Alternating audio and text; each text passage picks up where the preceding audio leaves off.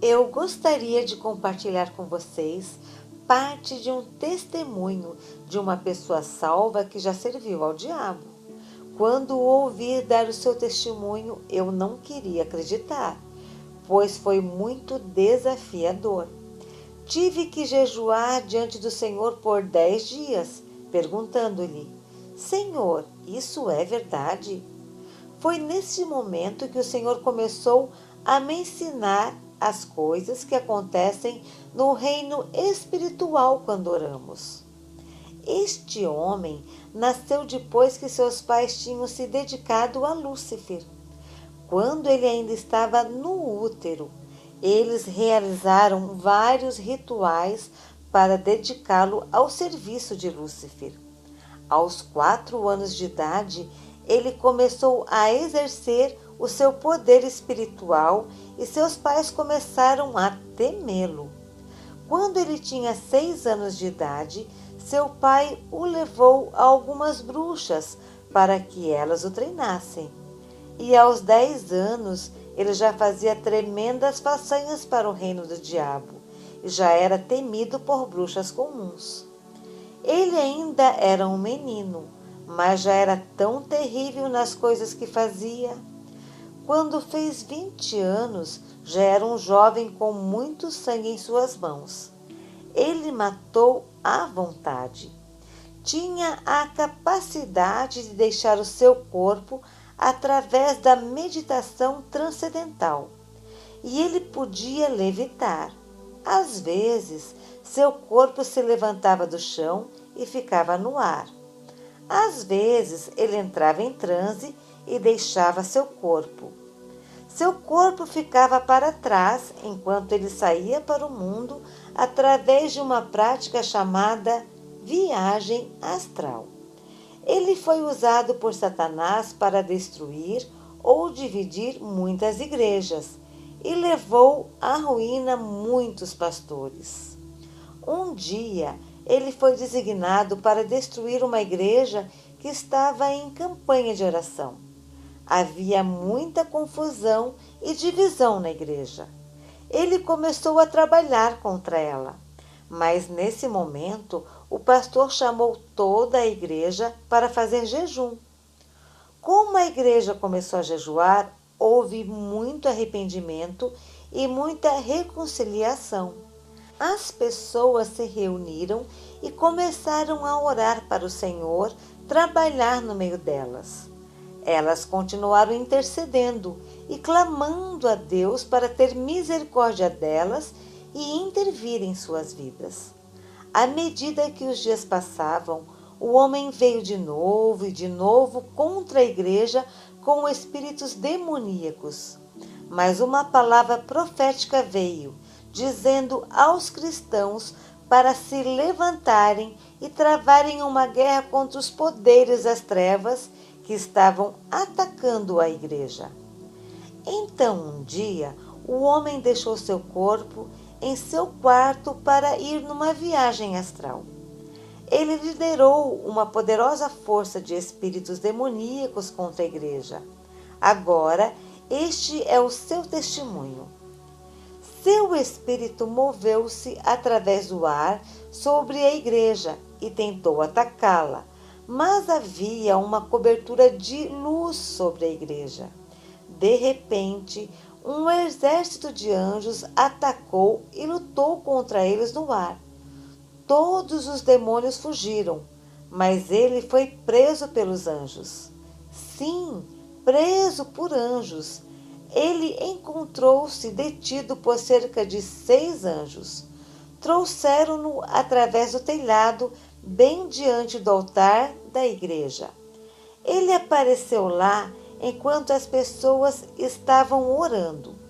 Elas estavam em profunda oração, engajadas na batalha espiritual, ligando e quebrando e lançando para fora. O pastor estava na plataforma conduzindo as orações e a guerra. O Espírito do Senhor falou com o pastor.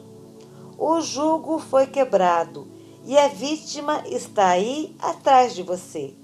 Ajude-o por meio de libertação. Quando o pastor abriu os olhos, ele viu o rapaz deitado ali. Seu corpo estava com ele. Ele estava em seu corpo. O jovem disse que não sabia como seu corpo se juntou a ele. Ele o tinha deixado para trás em sua casa. Mas lá estava ele em seu corpo. Ele não sabia como tinha entrado. Tudo o que sabia era que o anjo o trouxe através do telhado. Ora, essas coisas são difíceis de acreditar. O pastor silenciou a igreja e disse-lhes o que o Senhor tinha falado com ele. E então perguntou ao jovem: Quem é você? O jovem estava tremendo, pois os demônios começaram a sair dele. Então eles oraram por sua libertação e logo após ele começou a compartilhar sua história. O jovem se converteu ao Senhor e agora é um evangelista pregando o evangelho e está sendo usado pelo Senhor poderosamente na libertação de outras pessoas.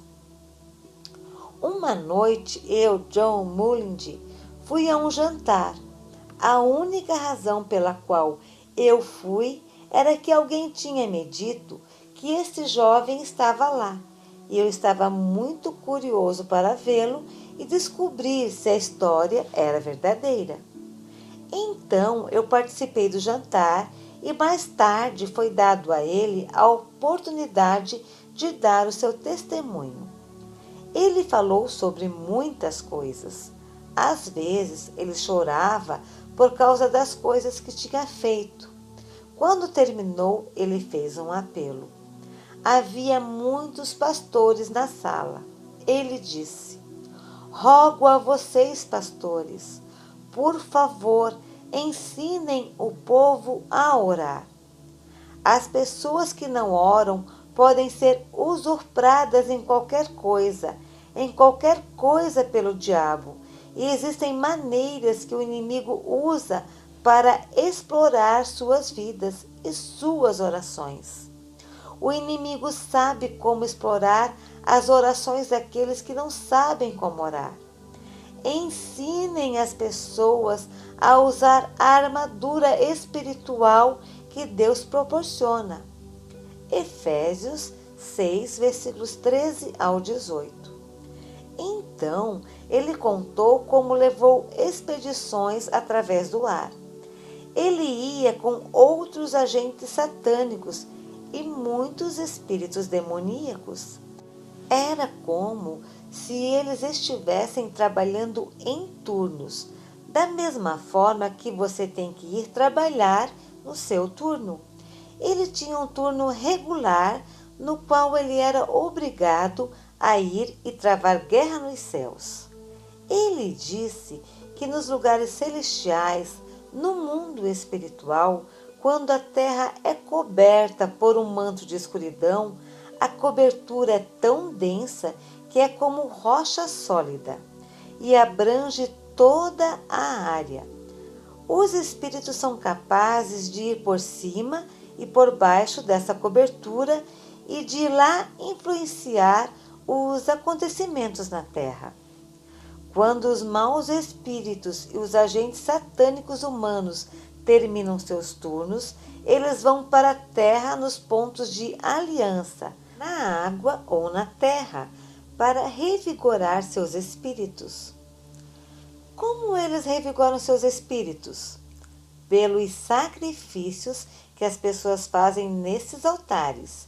Eles podem ser sacrifícios de feitiçaria, derramamento de sangue de todos os tipos, incluindo o aborto, guerra e sacrifícios humanos e animais. Podem ser sacrifícios de imoralidade sexual, nos quais as pessoas praticam perversões sexuais e todo tipo de promiscuidade. Tais atos fortalecem esses poderes.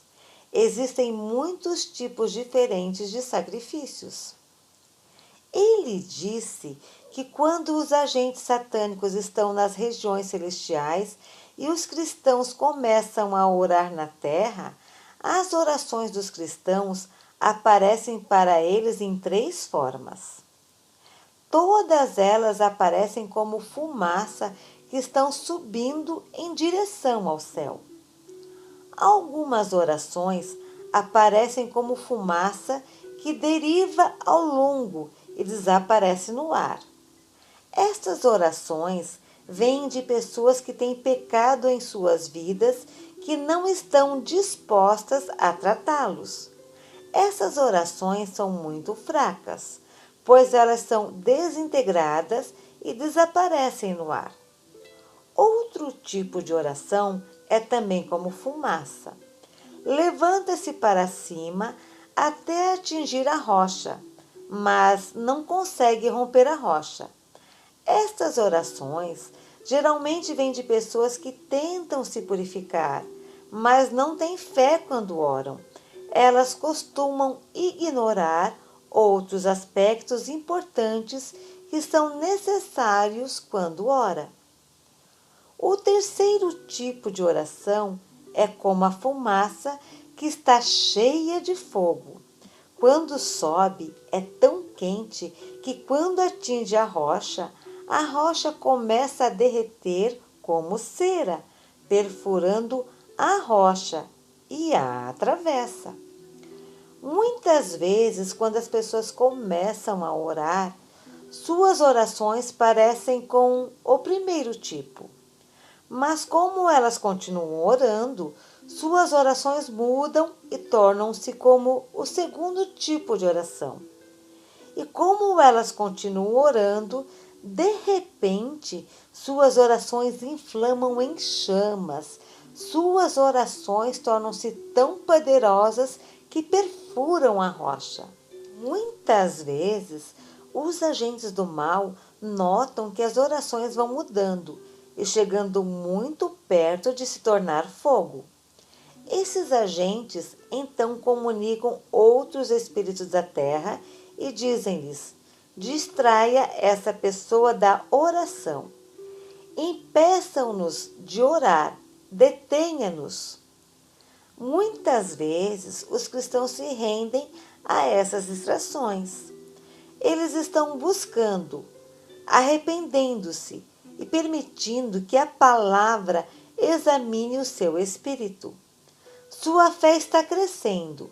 Suas orações são cada vez mais focadas. Então, o diabo percebe que suas orações estão ganhando força e as distrações começam. Telefones tocam, às vezes no meio de oração muito intensa. O telefone toca e você acha que pode ir atendê-lo e em seguida voltar e continuar orando. No entanto, quando você volta ao início, e é isso que o diabo quer. Outros tipos de distrações surgem em seu caminho. Elas podem tocar seu corpo, trazendo dor em algum lugar. Elas podem fazê-lo ficar com fome, fazendo com que você queira ir para a cozinha, preparar algo para comer. Se eles conseguirem tirar você deste lugar, eles terão derrotado você. Ele disse aos pastores: ensinem as pessoas a reservar algum tempo, não apenas para oração casual. Elas podem fazer isso o resto do dia. Uma vez por dia, elas devem ter um momento em que elas estarão se concentrando de todo o coração em Deus, sem distrações. Se as pessoas insistirem nesse tipo de orações e se permitirem ser inspiradas no Espírito para continuar, alguma coisa acontecerá no Espírito. O fogo atinge a rocha e ela derrete. O homem disse que quando o degelo começa, ele é tão quente que nenhum espírito demoníaco pode suportar, nenhum espírito humano pode suportar. Todos eles fogem. Aparece uma abertura no reino espiritual. Tão logo ela aparece, todo o problema na oração para. A pessoa que está orando no chão sente que a sua oração, de repente, torna-se tão boa, tão agradável, tão poderosa e intensa. Eu descobri que naquele momento, normalmente perdemos toda a consciência de tempo e outras coisas. Não que nós nos tornemos descuidados, pois Deus cuida de nosso tempo, mas é como se você abandonasse tudo e se conectasse com Deus. O homem disse que quando as orações rompem, a partir daquele momento não há mais resistência e a pessoa pode continuar orando enquanto ela quiser. Não há nenhuma resistência para detê-la. Então, ele disse que depois que a pessoa termina a oração, a abertura continua aberta. Ele disse que quando as pessoas saem de seu local de oração e seguem sua rotina, a abertura se move junto com elas. Elas não estão mais operando sob a cobertura.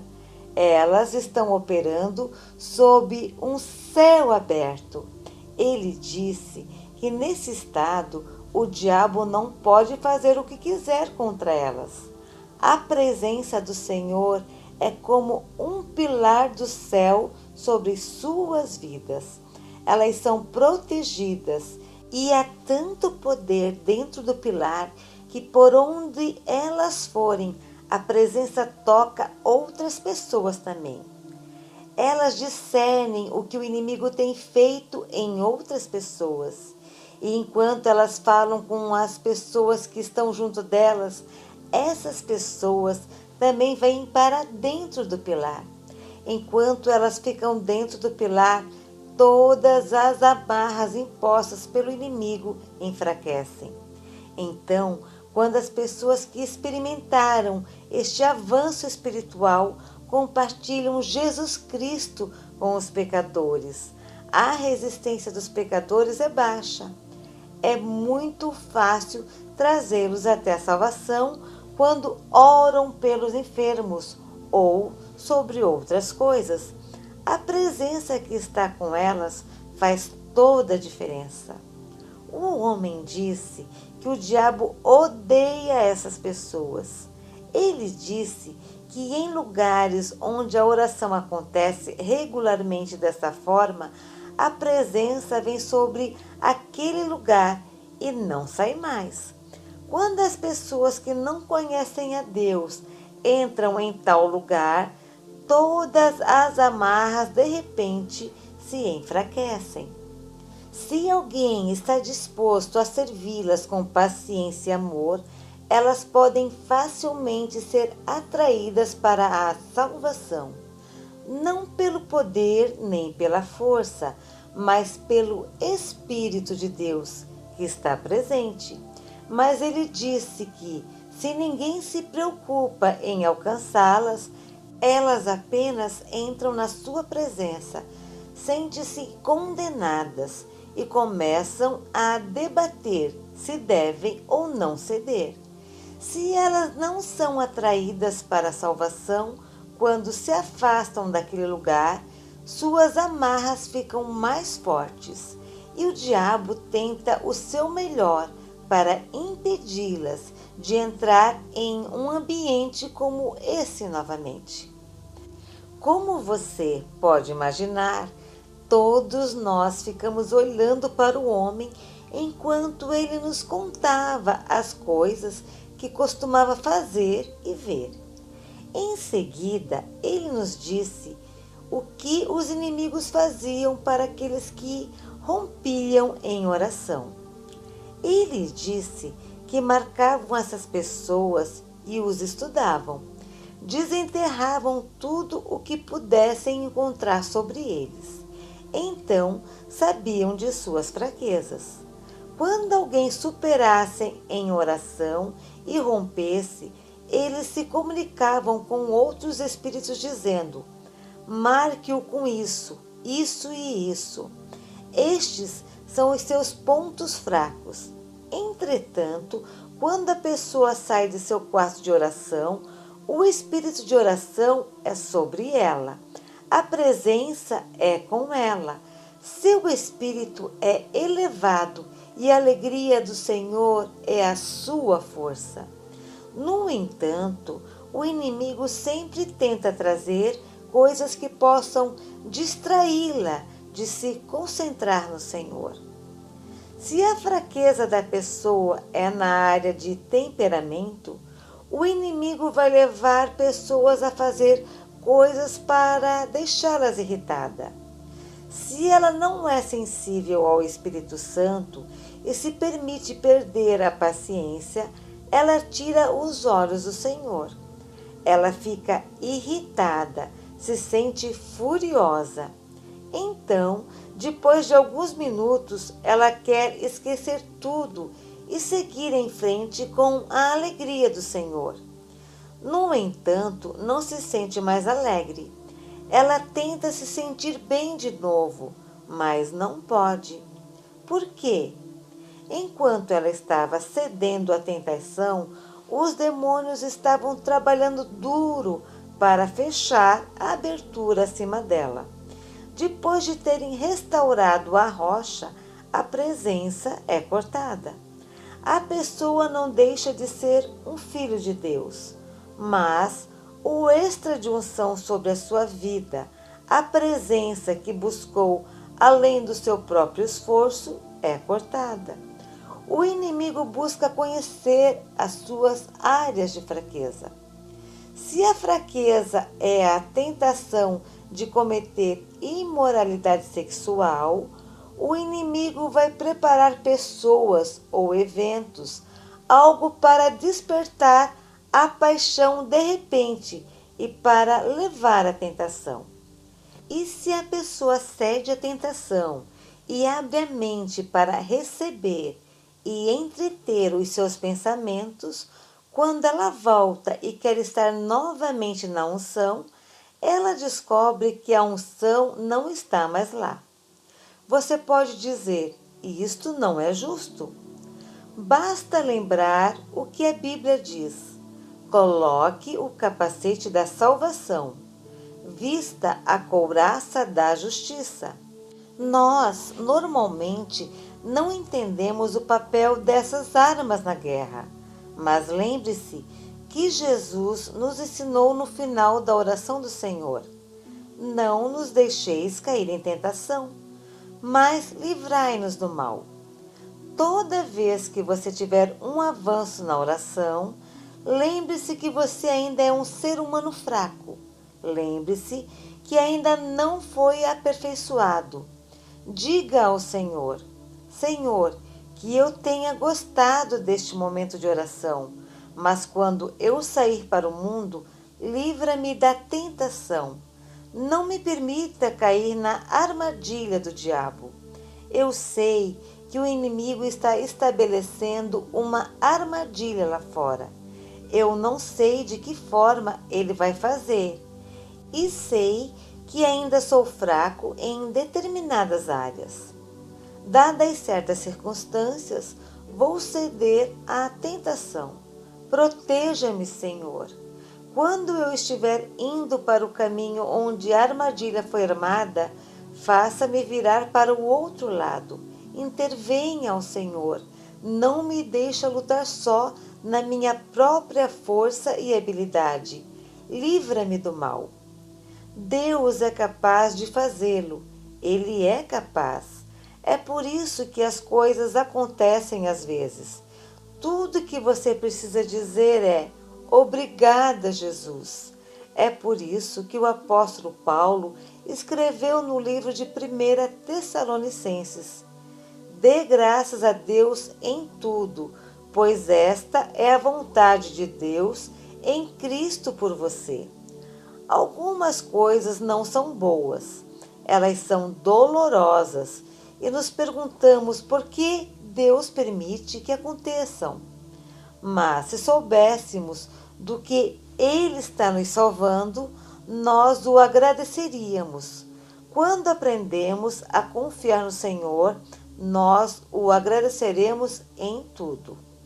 Amados, não sei se eu deveria ir mais fundo, porque eu não quero começar algo que eu não possa terminar. Mas deixe-me tentar ir um passo além. O homem disse que quando a oração rompe assim, a resposta sempre vem. Ele disse que não soube de um único caso em que a oração rompeu e a resposta não veio. Ele disse que a resposta sempre vinha, mas que na maioria dos casos nunca alcançou a pessoa que pediu. Por quê? Há batalha nos céus. Ele disse que depois que o inimigo conseguisse cortar o céu aberto e restaurar a rocha, ele observa a pessoa e esperava, porque ele sabia que a resposta definitivamente viria. Então o homem disse algo que realmente abalou a minha fé. Foi por causa do que ele compartilhou a seguir que jejuei por 10 dias perguntando: Senhor, isso é verdade? Você pode provar isso para mim? O homem disse que cada cristão tem um anjo que o serve. Sabemos que a Bíblia diz que os anjos são espíritos ministradores que nos servem. Ele disse que quando as pessoas oram, a resposta vem nas mãos de seu anjo. O anjo traz a resposta, assim como lemos no livro de Daniel. Então ele disse algo que era difícil receber. Se aquele que ora sabe da armadura espiritual e está vestido com ela, a resposta vem por um anjo que também está vestido com a armadura completa. No entanto, se a pessoa que ora não se preocupa em estar vestida com a armadura espiritual, seu anjo vem a ela sem a armadura espiritual. Quando os cristãos são descuidados com os tipos de pensamentos que entram em suas mentes e não lutam a batalha na mente, seus anjos vêm a eles sem capacetes. Qualquer arma espiritual que você ignorar na terra, seu anjo não a tem quando ele te serve. Em outras palavras, nossa armadura espiritual não está protegendo nossos corpos físicos, está protegendo nossas façanhas espirituais. Um homem disse que, como o anjo estaria vindo, eles os veriam, encontrariam as áreas que estavam descobertas e, em seguida, atacariam essas áreas. Se ele não tinha um capacete, eles atirariam em sua cabeça. Se ele não tinha um peitoral, eles atirariam em seu peito. Se ele não tinha sapatos, eles fariam um fogo e obrigariam a andar através do fogo. Agora estou apenas repetindo o que o homem disse. Na verdade, nós lhe perguntamos: os anjos podem sentir o fogo? Você sabe o que ele respondeu? Lembrem-se, este é o reino espiritual. Eles são espíritos que lidam com os espíritos. A batalha é intensa. Quando dominam um anjo de Deus, a primeira coisa que eles vão atrás é a resposta que ele está carregando e a roubam dele. Então, eles dão a resposta a pessoas que estão envolvidas em ocultismo ou bruxaria, para que possam dizer: eu consegui isso por meio de bruxaria. Lembre-se que a Bíblia diz no livro de Tiago: todas as coisas boas vêm de Deus. Tiago 1, versículo 17. Então, onde é que o diabo consegue as coisas que ele dá ao seu povo? Algumas pessoas que não podem ter filhos vão para feiticeiros e satanistas e engravidam. Quem lhe deu o bebê? É Satanás um criador? Não, ele rouba de quem não ora até o fim. Jesus disse: orai sem cessar.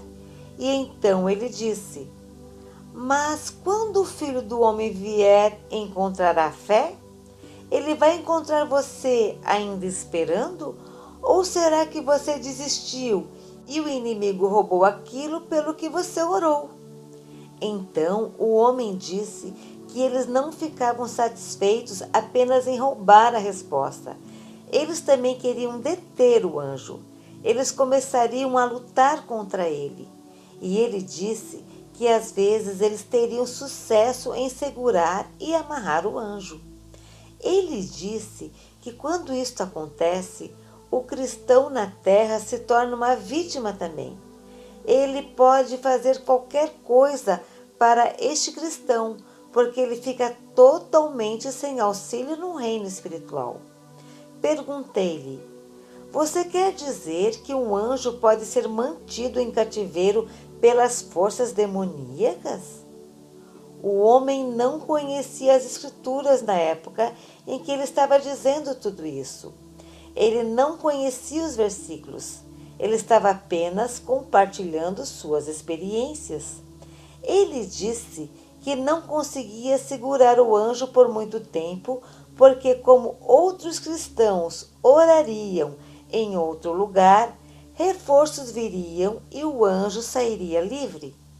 No entanto, se o cristão responsável não orasse por ele, o anjo permaneceria em cativeiro. Então, o inimigo enviaria seu próprio anjo para o cristão como um anjo de luz. É assim que o engano vem. Falsas visões e falsas profecias, falsas orientações ou conduções no espírito e a realização de todos os tipos de decisões erradas.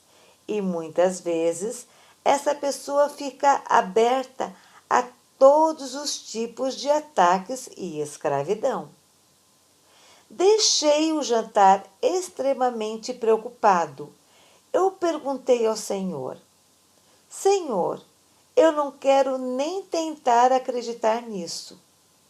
Isso tira toda a minha confiança, a minha segurança. Durante os 10 dias em que busquei o Senhor fez duas coisas. Ele não só confirmou as coisas que eu tinha ouvido falar, mas também abriu a minha mente para entender muito mais sobre o que acontece no reino espiritual do que o homem nos disse. E 2, ele me levou para ver o que devemos fazer quando as coisas estão acontecendo, de modo que não sejamos derrotados, mas que possamos triunfar.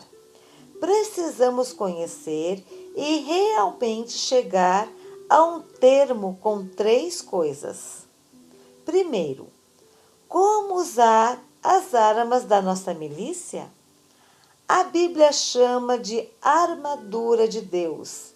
Efésios 6, versículos 13 ao 18. Não é nossa armadura, é a armadura de Deus. Quando a usamos, nós permitimos que Deus lute por nós. Segundo, compreender a relação entre espíritos ministradores, anjos, e nossas vidas espirituais, e ser sensível ao que está acontecendo em nossos corações, como uma direção sobre o que precisa ser feito no reino espiritual em nosso nome. Isso nos leva à terceira coisa: o Espírito Santo. Não devemos considerar o Espírito Santo como nosso servo que está nos servindo e trazendo-nos as coisas. Ele não corre para trás e para frente entre nós e o Pai para lhe dizer o que precisamos. Esse é o trabalho dos anjos. Ele está ao nosso lado. Fazendo o quê? Guiando-nos, ensinando-nos, direcionando-nos, ajudando-nos a orar no caminho certo. E quando essas coisas estão acontecendo no reino espiritual, Ele nos permite saber. Às vezes, Ele nos acorda no meio da noite e diz: ore, mas você diz: não, minha hora ainda não chegou. E Ele diz: ore agora. Por quê? Ele vê o que está acontecendo no reino espiritual. Às vezes Ele diz: amanhã sem falta, mas você diz: oh, não, vou começar na segunda-feira. Mas Ele entende o que está acontecendo no reino espiritual. Devemos aprender a ser sensíveis ao Espírito Santo. Ele nos guia pelas veredas da justiça. Amados, temos que parar por aqui. Talvez amanhã de manhã vamos falar sobre como podemos orar, conhecendo as batalhas no reino espiritual e como podemos romper, e também como manter o nosso avanço, uma vez que tenhamos alcançado isso. Depois de aprender tudo, se tornará agradável. Então, vamos aprender uma coisa: a batalha não é nossa, a batalha é do Senhor. Aleluia! Vamos ficar de pé. Olhe nos olhos de alguém e pense em quantas vezes essa pessoa pode ter perdido o que Deus tinha para ela.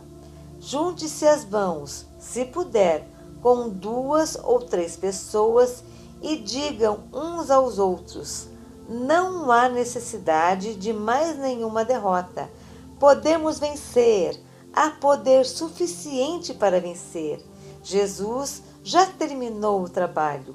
Orem uns pelos outros para que o Senhor nos ajude a superar.